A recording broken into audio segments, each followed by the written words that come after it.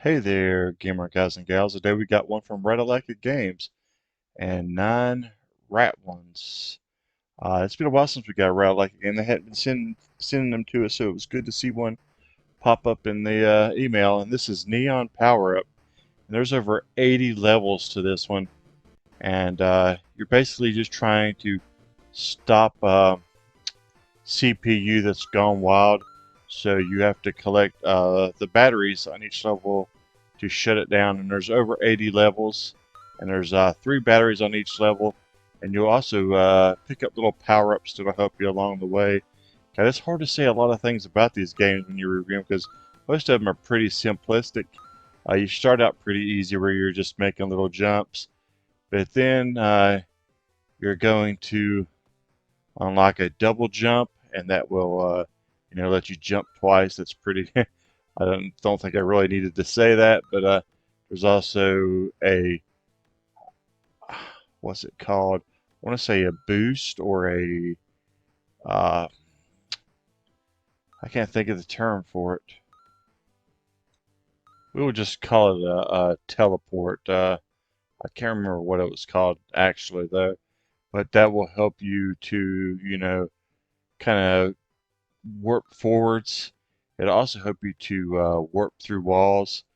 It's not a very difficult game. I say if you do die, you may die maybe 2 or 3 times to a level, maybe because you mess up on a jump and hit a spike or something like that. It's uh, it's fairly simple, really easy achievements. Uh, some levels you'll have to decide which boost you have to use when, because if you use one and you need the other, and then you can't get to it, you're not going to be able to advance.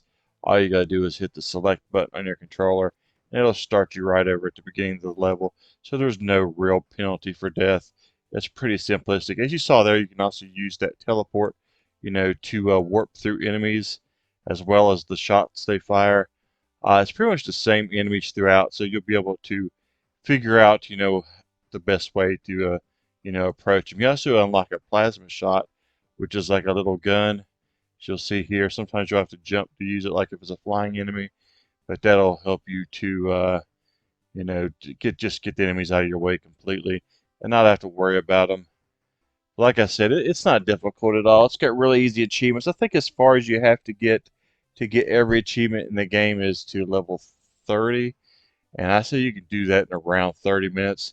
It's really just based on your skill, to be honest. But I would say that's probably what it's going to take to get every achievement in the game, around 3 minutes.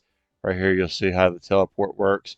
You can also jump and use it, because if you hit those spikes, I think it still kills you, even though you're teleporting.